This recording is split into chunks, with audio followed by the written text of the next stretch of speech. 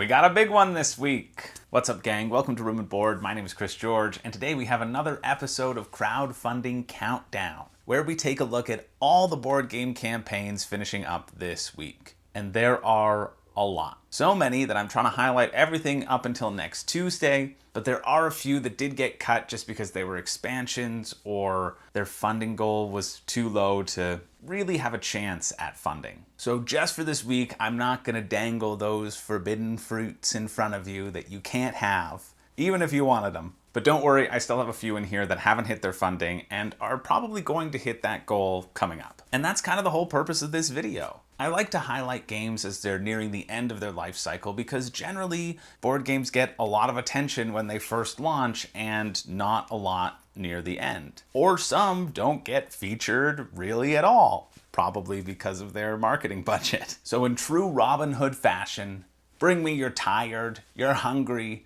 you're poor, your rallyman cars. All I care about is your end date. I read through the rulebook so you don't have to and highlight interesting mechanics and give you a sense of what the game is like so you don't have to spend hours and hours sorting through these campaigns like only a crazy person would. That's what Bertha was doing in Jane Eyre up in the attic, checking for Kickstarters. Mystery solved. It's not a spoiler. The book's been out for 174 years. But before we get started, I've got two shoutouts that I want to do. First off, huge thanks to Board Game Co. Alex very generously gave us a shout out in his latest video. Not his latest video, that guy does 100 a week.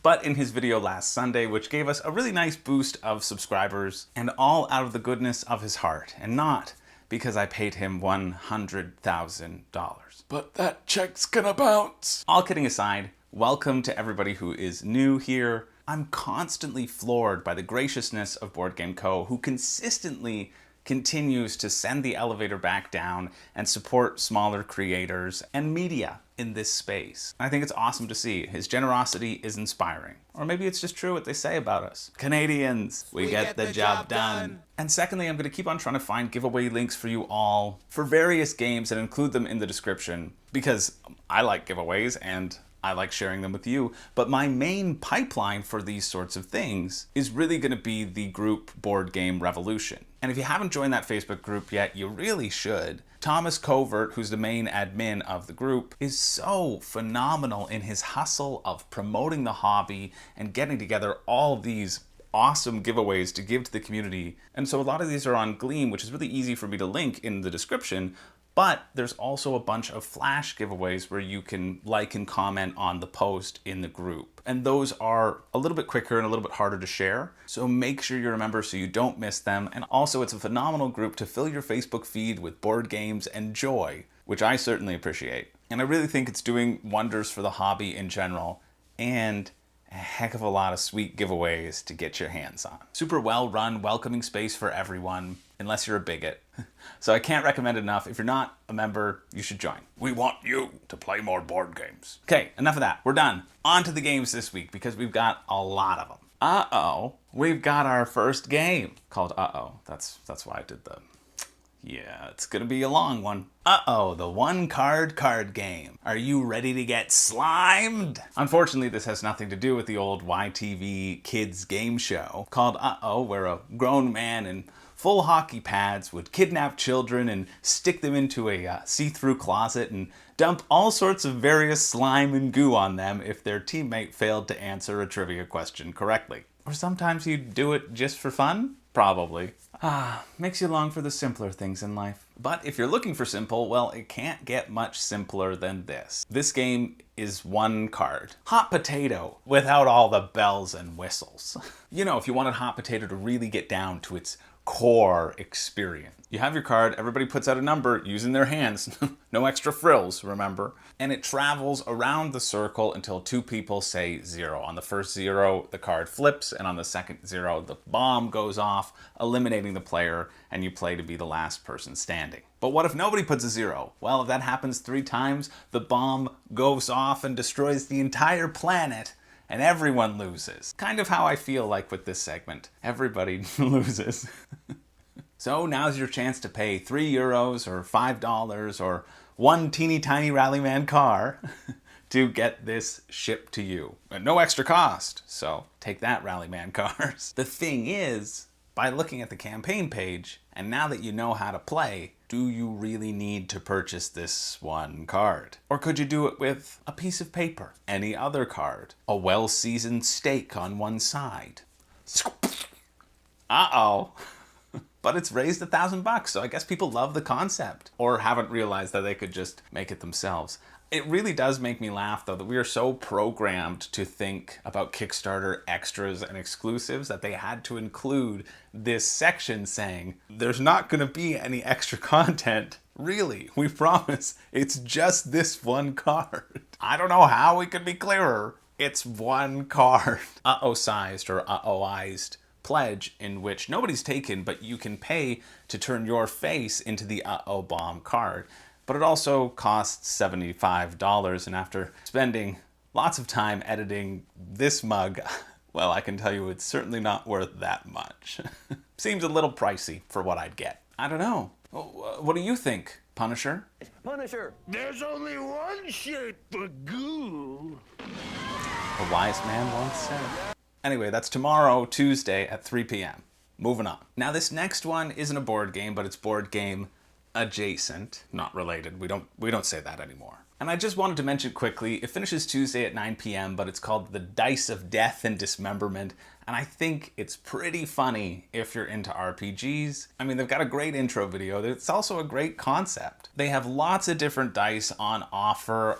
For your base pledge, you get 8 for regular and 4 stretch goals, and you roll them to see where the critical hit hits the players of the D&D. I just think this could be really funny if you're a regular DM and you hide it, and then when it says, okay, let's determine your critical hit, you roll a dice and you see this little arrow sticking out of the person's neck, and it's like, sorry, hits you in the throat. I think if you like dice, these are really unique and fun and worthwhile checking out. If you don't like dice and you don't do a lot of tabletop RPG, well then don't worry about it. We're moving on.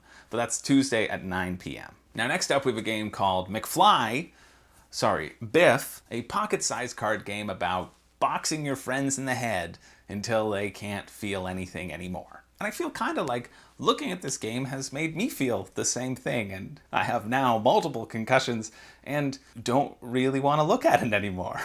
Okay, it's not that bad, but really it's not for me. It costs you £7 for a 2-player version or £25 for a up to 6-player version, and everybody gets their own little colored deck, and you draw 2 cards and you play one in the ring, and then you hope you can play a card that blocks against the number that the other person's just played. And if you can't, you lose. There's no strategy, and even the rules, as simple as they are confusing because it gives you this little table, but it never tells you if you play a 0 on those numbers, or if when you play a 0, the other person can only respond with those numbers. You had one job, rulebook. One job. And to top it all off, the best joke I could think of for this segment was that stupid McFly opener. Just a disappointing segment all around. Yeah, even I can't rough you up about that one, wise guy. See, I've already had to bring out Pablo just to try to spice something up. It's supposed to be funny. No pun intended. Oh yeah, wise guy over there. No, I said no pun, Pablo. You watch your mouth, wise guy. We're moving on. In 1998, we had Deadlands Doomtown. 2014 gave us Doomtown Reloaded. 2020 gave it... Yeah, we don't have to go there. But 2021... we're back again with Doomland's Weird West Edition, which is the newest re-implementation. And I don't know much about Doomtown Reloaded, but I always seem to see people trying to sell it in the board game groups that I'm a part of. So take that for what you will. But it does have a couple cool things going for it. It's a 2-player game. I mean, it says there's now a multiplayer mode and a solo/co-op mode, but it's 2 sort of factions fighting off against each other. I don't believe that it's gonna be solid with any additional player count. It's meant to be this sort of 2-player back and forth. And the goal of the game is to have the most control points, usually by gathering deeds. And you have to have more control than your opponent has influence, which is represented by their dudes. And so this is accomplished by playing your own deeds, taking over your opponent's deeds, marrying Mr. Deeds, and gunning down their dudes in a shootout. Time to double down on the dudes and deeds, Dilbert. Anyways, for 2 players, but each player gets a 52-card deck that you have to build beforehand, although I'm sure there's some preset decks. And In that deck, you're going to kind of have your standard cards and also mix in some dudes depending on whatever faction you are. And there's a bunch of factions in the game, which I like. I love different factions and different powers and ways to win. What I also think is cool is that when you inevitably get into a shootout, each card also doubles as a playing card. So it has a number and a suit, like the 5 of hearts, 8 of clubs, like a regular card. And when there is that shootout, you play your hand as if it's a poker hand, and the best poker hand wins the shootout and does damage depending on the difference in whatever. Definitely only for 2 players, I think. But if you like heads-up card games, this is for sure one to check out. It's been doing pretty well. That's Wednesday at 1:06 p.m. Now next up we have Point Blank V is for Victory. And in this game, an FBI agent goes undercover to infiltrate a gang of surfers who might be bank robbers. Oh, no, yeah, I see what I did there. Okay, sorry. In this game, these 2 brothers get together to try to get the Grand Slam in a new tennis Nope. Yep. See my mistake. I see my mistake again. It's a war game. It's for 2 players. I do really like that it highlights that it's an 8 out of 10 solo experience, which makes me feel like, yeah, okay, great. They're highlighting that this is a pretty solid solo game and has a good automation. But then again, that number also feels a little made up. It's just high enough to feel considered and high enough to draw people into the solo, but not too high to scare away people who only want to play it 2 players. So, I don't know. I'm not a big war gamer, but it's been doing well. It's unlocked a bunch of stretch goals, and it's got a variety of scenarios that are available. So your forces maneuver and fire at each other using action cards drawn from a common action deck. And what kind of appeals to me is that the cards themselves are really what you're going to be playing onto the board and kind of moving things around and representing your troops and stuff. And as somebody who has been intimidated by war games just based around the sheer amount of tokens, and this one still has a lot of them, this makes me a little bit more inclined to kind of dip my toes into the water, so to speak. It feels like it'll be a little bit easier to set up and a little less to manage. And if that appeals to you and helps you get into the genre, well, this one might be for you. That finishes Thursday at 12:59 a.m., aka Wednesday night. Now next up we have Amass, which wasn't funding when I first started looking into this and is now just crossed the threshold of funding, and I'm pretty happy that it has. Especially because this is a relaunch. So it wasn't successful before, and now it is, and that brings me great joy. And right away, I'm interested in it because of the low shipping costs that they are highlighting right at the top of their campaign. This is smart marketing because shipping is such a concern right now. So here's an attaboy for you, Amass. So it's a mining, worker placement, hidden movement, strategy game with aliens. Or at least that's what the tagline is. And honestly, this week's too busy that I'm just gonna take their word for it. Moving on. No, just kidding. I love that it plays 1 to 6. You don't see that wide a range nowadays. And I strangely have faith that it'll be satisfying at most, if not all of those player counts, mainly because they've thrown in every mechanism under the sun, so there's gotta be something for everyone. In addition to the worker placement, you've got hand management, dice rolling. All of your combats will be fought with dice. Simultaneous action selection, slippery worming vectors, the kitchen sink, anything you could want. One of those was made up. I also like that at the beginning of each round, instead of having set spaces that always produce the same resource, the first player draws 2 cards and chooses where the resources kind of spawn and are ready to be mined by the various players. I think it's also cool that you all secretly choose where to deploy your troops after the resources have spawned, deploy and move, which gives you ample opportunities to make a bunch of deals and immediately break them. And then every meeple on that spot will get to mine a cube unless there aren't enough cubes, and that's when the combat comes in. You can also raid each other's bases, and there's a quote on the campaign page comparing this to Dune, which I love and piques my interest, and I can see the comparison in terms of how your workers kind of regenerate. If they get knocked out, they then have to take some time to heal before you get them back and can use them to deploy in various situations. So if you overextend yourself, it may be bad luck sandworms for you. Plus, it's a decent price point, £30 or $53 Canadian, with that sort of smaller £6, $11 Canadian-ish shipping cost. This one seems pretty decent. I'm very happy it's funded, and I think it looks kind of neat. So you have Thursday at 8:59 a.m. to decide. Now next up we have Kinless, a solo Viking adventure. Well, actually, it also describes itself as a hex crawl, but it doesn't give you a map unless you pledge for the box pledge, which is a little strange considering most of the pledge levels don't give you a map, so I can only assume that the map doesn't play that large a part and it's easy to kind of print out. Because for $15, you can get yourself a PDF digital version of the game, the book. And it's a solo RPG, so you really don't need a physical copy. But you can get one, you can get a soft cover and a hard cover.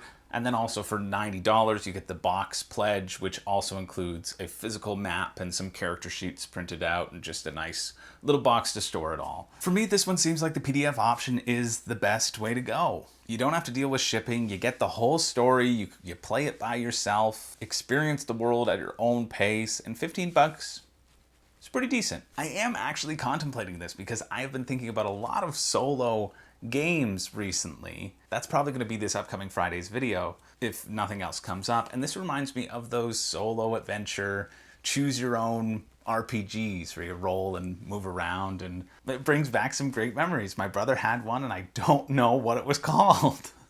The art's nice. I mean, the purpose of your journey other than just surviving isn't immediately clear to me from perusing the campaign page and the little bits about the rules that they've highlighted. So that makes it a little bit less of a draw to me because I enjoy that story aspect, especially if it's kind of a solo adventure. I kind of want that, a lot of that narrative. But if you're interested, that's September 9th at 3 p.m. Now, next up we have Black Rose Wars Rebirth, which if you missed it, I'm sure you didn't, but I have a 27-minute long video about what I like and what I don't like about the campaign and the game, so I'm not going to waste your time talking about it. I will say that there's lots of great input in the comments of that video from people who have played the first one, who are weighing in on what they enjoyed, what they didn't, some of whom are backing, some of whom certainly are not. So if you're interested, I would recommend checking out that video again, if only to look through the comments and see what people are saying, and I'm sure you can ask people to help convince you one way or the other, depending which way you want to be pushed.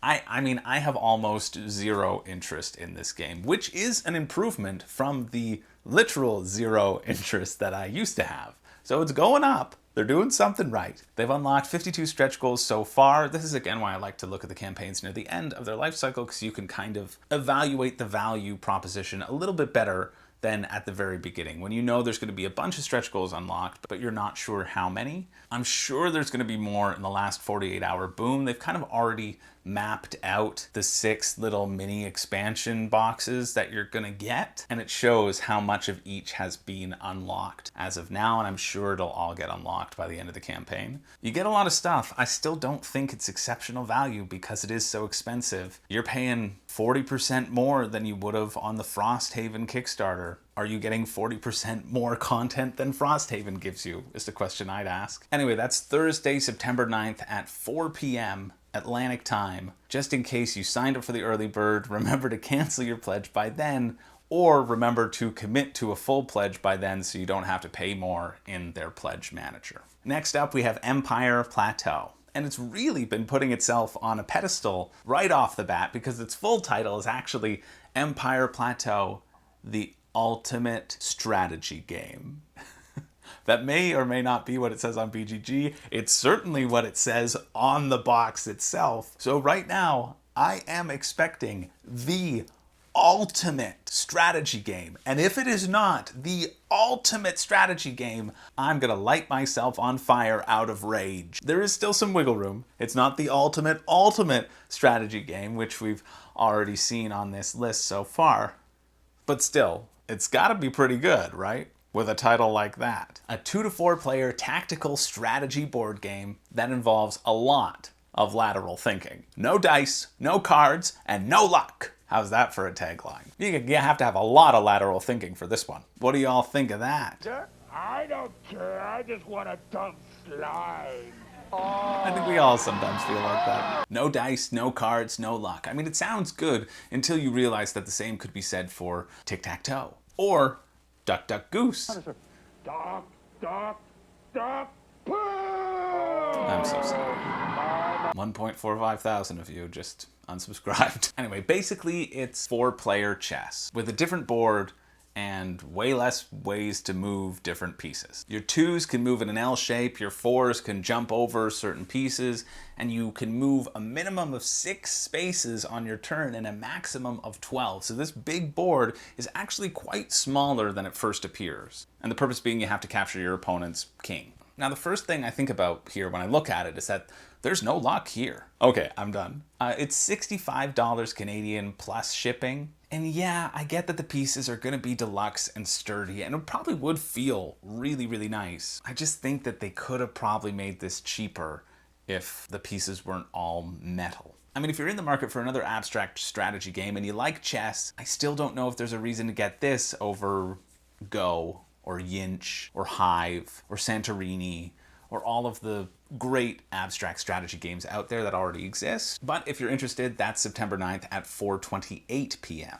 It's at 98% funded right now, so I think they're gonna make it. But I also think that if they don't, it would just be such a comedically dark end to the ultimate strategy game of all time. Now next up, move over Angry Birds, we got ourselves some Truffle Pigs. Super Truffle Pigs, which is a nice light game where you run your little piggies all over the forest. I'm not sure which little piggy that one was that went to the forest, searching for truffles. And there's going to be all sorts of different truffles scattered around this forest that your little piggies can dig up for points. But the easier it is to dig them up, the less actions that it costs, the less points that they are going to potentially be worth. I also like that you can position your little piggy meeple, your piggy-pole, your pig people, your filthy, dirty pig people, in a way that you can remember what stage of the digging process that they're at. I think it's a really clever use of pieces, and I like to see that sort of clever design that's intuitive, simple, and means you can cut out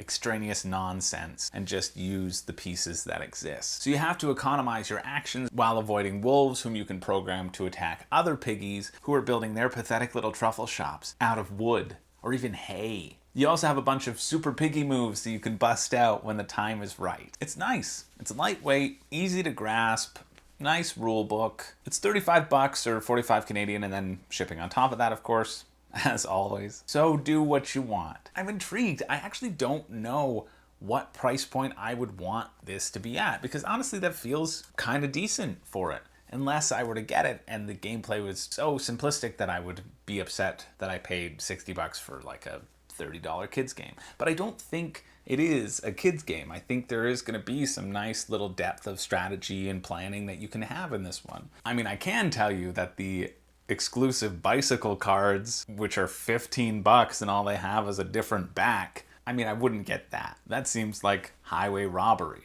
But I will admit that I was quite prepared to see this and think of it as just some light, dumb kids game, and I really do think that there is something more under the hood than what I expected. So I love being pleasantly surprised, and that puts it in a nice light for me. Just depends on how much it's worth to you. So you have Friday until noon to decide. Now next up we have Epic Zoo, and for 24 bucks you can get the standard version with regular cards and bigger cards, or 30 bucks to deluxify it and get translucent cards and cardboard. And this is the type of price point that I love to see in terms of deluxification. Easier to justify that extra little bump. But we're getting ahead of ourselves. In Epic Zoo, you're going to be buying exhibits and animals to put into your zoo, or ways to impede your opponent in the most horrific zoo-like ways as possible, with the entire goal of creating the most epic zoo ever. You pay for your animal or your exhibit once to put it into your hand, and then you pay an additional time to put it up into your display. And the game ends when you've completed 2 exhibits, or you have 4 exhibits out there with 2 animals each in it. Pretty sure. But then anytime you have animals out there, you obviously get money for the animals that people go visit, and you can use that money to purchase better animals and better exhibits. It kind of reminds me of a short, light, Unfair, which is a good thing because I really love that game. It is a little weird to me that on your turn you're allowed to pay and play literally as many animals as you have money for. So then the strategy kind of seems a little bit more obvious to me. Just race as much as you can and don't even worry about getting the bigger animals that get you more money. But maybe it's more nuanced than that. Maybe there's a big point difference between the larger animals and the smaller ones. I also see it being really short and you almost wanting to have a little bit more, but then I guess you could always just house rule it and extend it. So do what you want. It's a pretty decent price point. You have till Friday at $127 to decide. Now, here's just a quick one. If you like 3D printing stuff, this will apply to you. If not, don't worry about it. We have a return of the generic Ruins of Generica, which I brought up a while ago. But this one I want to highlight because it's pay what you can. Pay whatever you want and you get a download file of this abandoned ruin. So you can pay $1 if you're in the market for an abandoned ruin STL file. Here you go. That's Saturday at 9 p.m. That's all I wanted to say about that one. Now our next one, for only £3, you can get a full color print and play, which, although I'm not sure which print and plays are only giving you the black and white version of already created color files, it doesn't matter.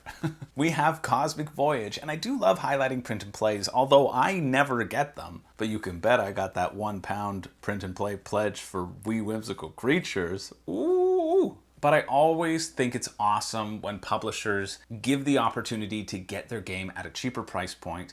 And honestly, it makes me happier to support you if your price point is a little bit higher, because I trust that maybe you just have higher costs. So those who are really excited for Cosmic Voyage and don't want to pay the £14 plus shipping can get it for £3. It's a pretty simple game. You lay these cards out in a 3x3 grid and you're gonna flip them up to explore different sections. And you're gonna have a bunch of characters on your crew.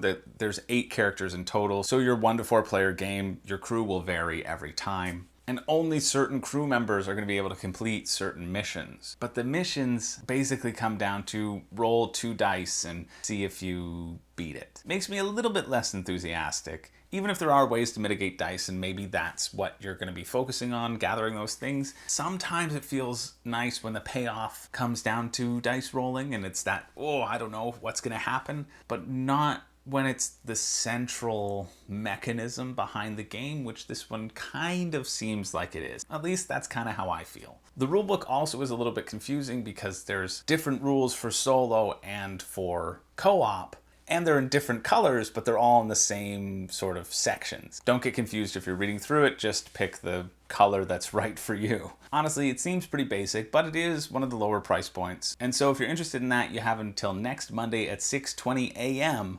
aka Sunday night, unless you're a vampire or work the night shift. Our next game asks the question, have you ever wanted to play Jenga, but in a pyramid? And that's the aptly named Pyramidland. And honestly, it looks fun. You have to be the first person to stack all your balls. And I like that you could rearrange the bottom pegs to make it more different, and you take out a peg for each person playing so that there isn't a full, easy, stable surface for anyone. And on your turn, you can play as many balls as you want, as long as when you play a ball, the next one is 1 level higher than the one you previously played. And you can't pass, so you have to put a ball down at some point, and if you don't, you lose. So maybe less Jenga and more trying to mathematically beat your opponent. I don't like that it doesn't really look like it comes with a box. It's intended to be perpetually displayed. They even have a little display ball to put on top, which I think is great and adorable. And I also don't like that it's $58. And I get it because it's wood and it's handcrafted, but also that's kind of expensive for me for something that I'm not really interested in displaying and would enjoy playing, but I don't think I would really get my money's worth out of it. But if you want it, great. You can get it by next Monday at 10 p.m. Now moving along to Tuesday morning, we've got, well, wrestle me up some eggs and bacon and take some fun with some backyard chickens. Now looking at the campaign page, I really wonder if this one is going to be great value. It certainly seems like they're saying it's great value. I guess I should take their word for it. I guess you have to decide for yourself if 242 cards and some player boards are worth $35. I'm inclined to think that it's just okay value, but hey, I'm willing to be wrong. and I'm also a miser. What is great is that if you're getting the game Rise of the Gnomes, which was their previous game, they're trying to save you money and they're bundling both of those games into one shipping container. So you only have to pay the shipping once instead of twice, which is a really cool thing to do, and equally cool that they're telling you that they're doing it and don't just do it, lie to you, charge you extra for shipping, and make a bunch more money. Which they very well could have done, and I don't think anyone would have noticed. The gameplay seems pretty simple, although do not try to read this rulebook. I get that you're going to be stapling the pages together, but for the love of God, make a rulebook edit so that your 3 and your 4 are beside each other and not page 3 and page 28. It's still readable, you just go back and forth, but come on, backyard chickens. Who are you clucking with? So on your turn, you're gonna get some eggs depending on the mood of your chicken, and you're gonna use those eggs to buy more chickens and better food and water to feed to your chickens to make them happier. And you can also trade those eggs instead of buying additional things for victory points.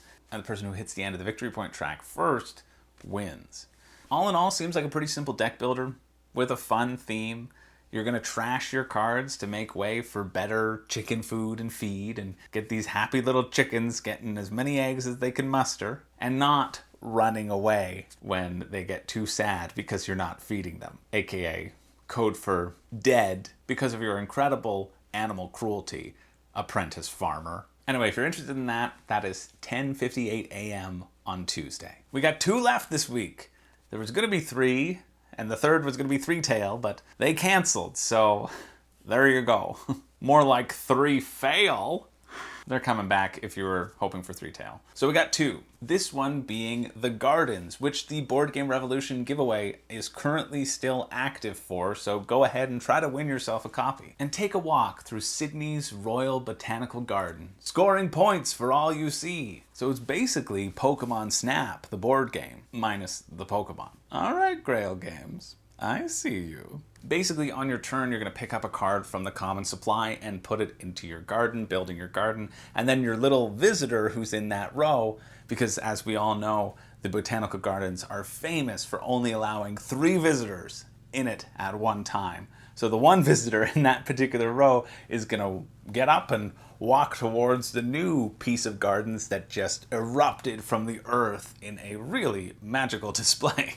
And they're going to get points for all they see along the way as they move. Different trees matched up and whatever. Or you'll score points for things that you have created in your entire garden. So you can do it on the way or not. And honestly, the scoring reminds me a little bit of Sagrada, which I think is a great thing because there's going to be these variable scores and it's going to feel different. And it's $26 US for the base game, which to me seems like great value. Although I guess we've already hit the bar for great value and this is better. So what comes after great? I'll think of it. Or in their deluxe pledge, you get a bunch of landmark meeples, because why not? And another game called A Walk in the Park, which is a little roll and write game set in the gardens where you work to connect different pathways and throw some ibises in there. And it's simple. And I like that being part of the deluxe pledge versus just upgraded components. Color me charmed, Grail Games. And I think with a theme that's relaxing and will be easy to get a lot of people into. It's also on Tabletopia, which is always a plus, meaning you can try it before you decide to back it. If you're interested, that's 11:45 a.m. next Tuesday. Now our final one is one that really wants us to know that it's a tactical game, and that's GJorn. GJorn, probably that one, which describes itself as a fast, quick-to-learn, tactical game for 2 to 4 Vikings, where you'll win by making tactical decisions. It's Kickstarter exclusive, and there's a charming statement from the creator who says they love Kickstarter games, and they've gotten many games off of Kickstarter, and that's why they're bringing this game to Kickstarter, to say thank you to all the Kickstarter supporters out there, and give back to the Kickstarter community. I mean, I like the message. It's very charming, but that's not why you're on Kickstarter. Come on. So everyone starts with the same deck filled with these different symbols, axes, shields, whatever, and you draw 7 cards. And on your turn, you'll then reveal 1 card, which will go into your common display, which will grow over 16 rounds. And every turn, whoever has the most of one symbol will get a certain reward, usually pertaining to coins, And at the end of the game, the person with the most coins wins. Pretty simple, kind of a neat concept. It reminds me of Seven Wonders, but like a simple version where you don't draft, you just draw from your deck. And you don't have to worry about getting enough clay to build all your buildings down the line because you just flip and reveal all at the same time. But the more you have of one thing at a certain time, the more rewards you will reap of that type. However, it is $48 Canadian, which is $4 higher than the great value bar that we now know exists thanks to Backyard Chickens.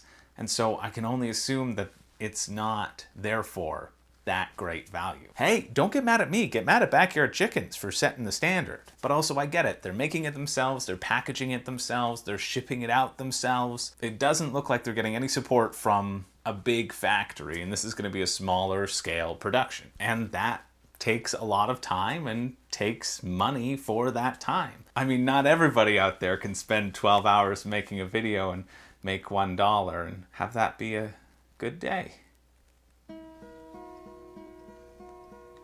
Hello, darkness, my old friend. Oh man, I'm probably gonna get demonetized for that joke too. Too bad. It's staying in. Anyway, if you're interested to support GJorn, that's 11:59 a.m. next Tuesday. But it has funded already, so you go, Gjoren Coco. And that's it. That's all we're doing this week. If there's another game up until that point, well, I don't care.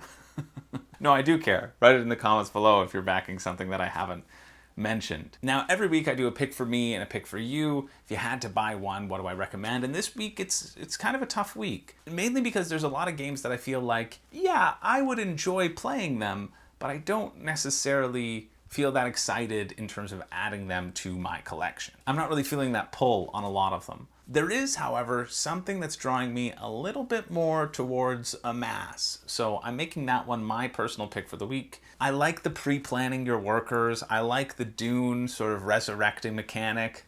I like that it's cheap shipping. And I could see if you're having your people killed off too much and you just get wrecked right at the beginning. Some people may not enjoy that sort of punishing behavior, but for me, I think it's, I don't know, there's something there that's, I'm also pretty surprised it's only just crossed its funding threshold. Maybe there's something that I'm missing, a giant flaw, or maybe it'll pick up in its last 48 hours. But I really like that it's just all meeples and cubes, and it's going to be a little bit more in depth than what I thought when I first looked at it anyway. I had certainly written it off before even looking at it, and by looking at it, I was drawn in. I don't think it's something that I am going to back just because, well, it takes a lot for me to back something, but I am still very intrigued, and I do think it looks good. Now, for my pick for you, I'm gonna go with The Gardens, and I'm really charmed by the concept. It seems simple, great value, better than great. And I think a lot of people will enjoy it. Plus, I think the variable scoring points that they've unlocked, similar to Sagrada, will help keep it fresh and keep it replayable and keep you returning to it so that it doesn't feel solved. I'm really hopeful for this one. I think if you're in the market for another sort of lighter game, something to maybe fill that Carcassonne void in your life, if there is one, I'd say check out The Gardens. I mean, I personally think that the base pledge is the way to go.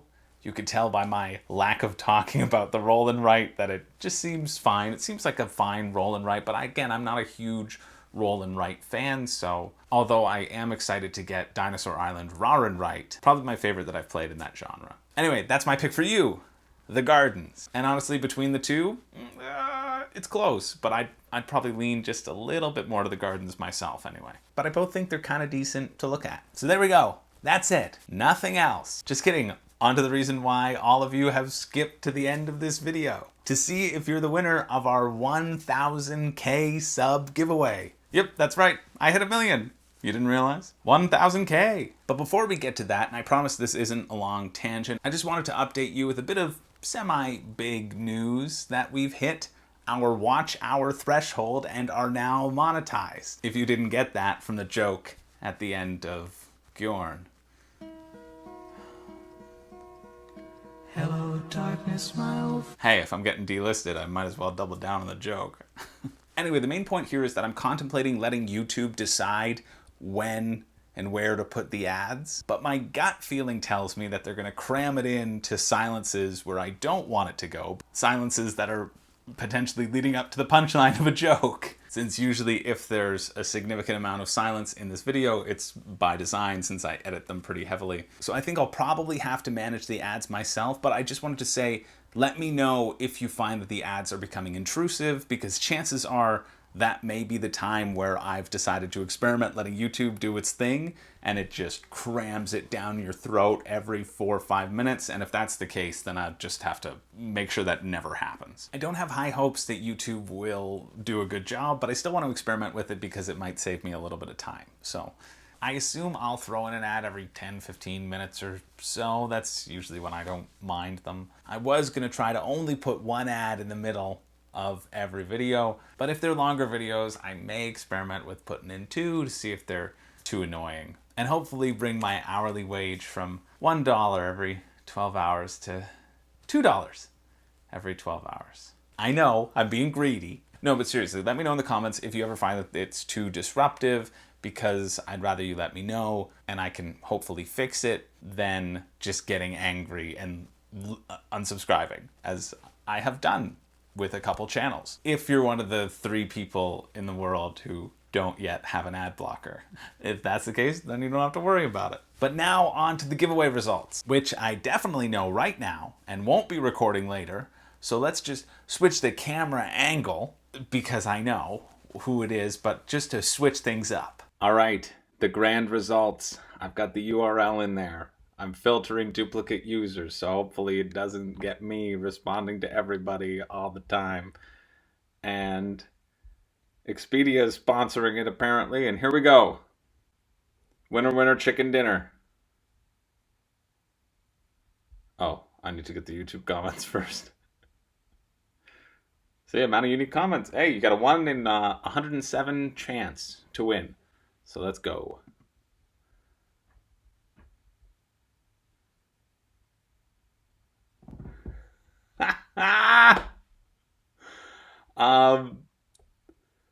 Brews and Board Games, this is your shout out, buddy.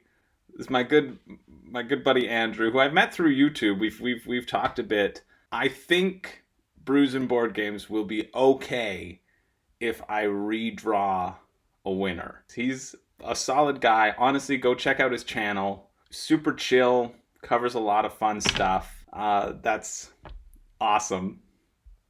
I like this guy a lot, so check him out. Although he does give a Rallyman Cars and a Maggie shout out, so that's awesome.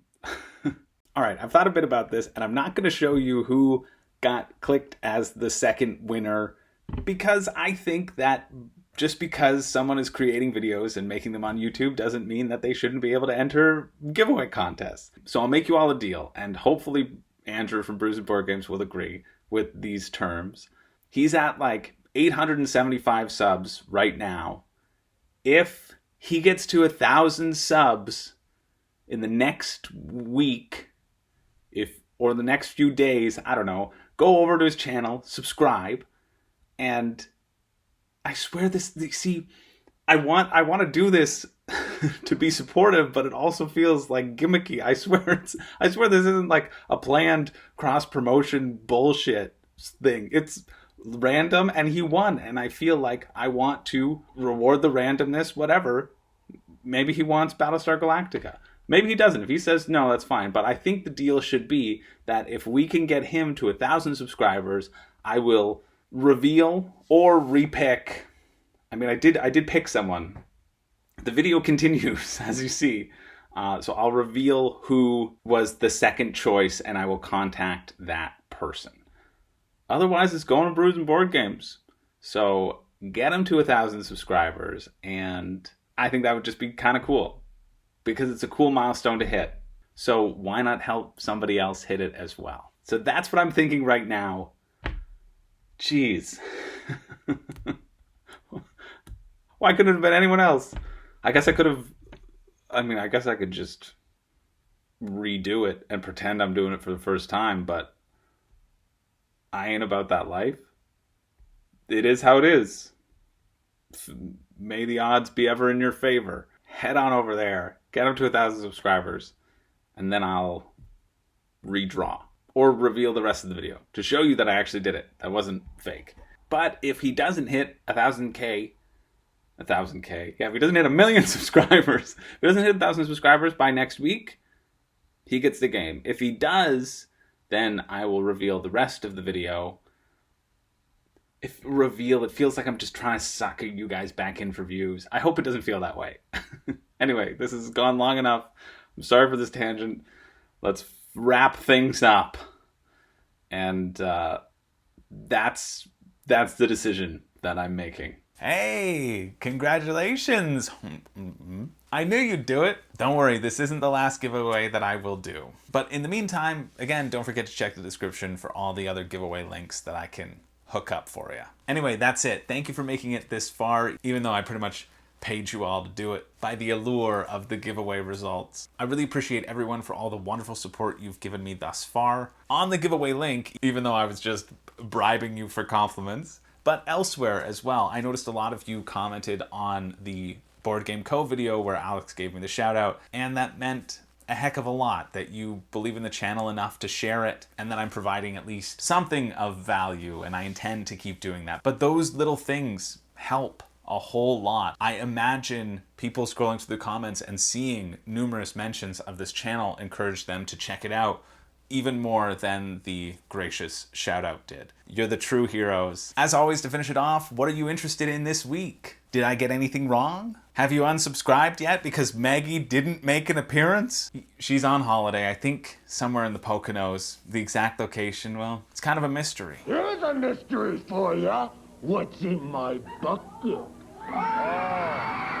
God, it took me so long to find all of these Punisher clips.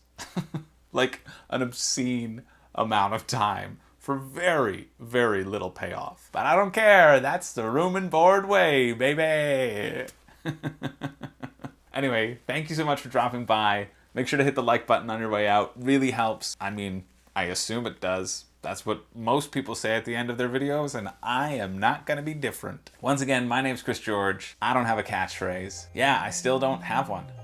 No dice. No cards. No luck. I'll see you next time. Bye.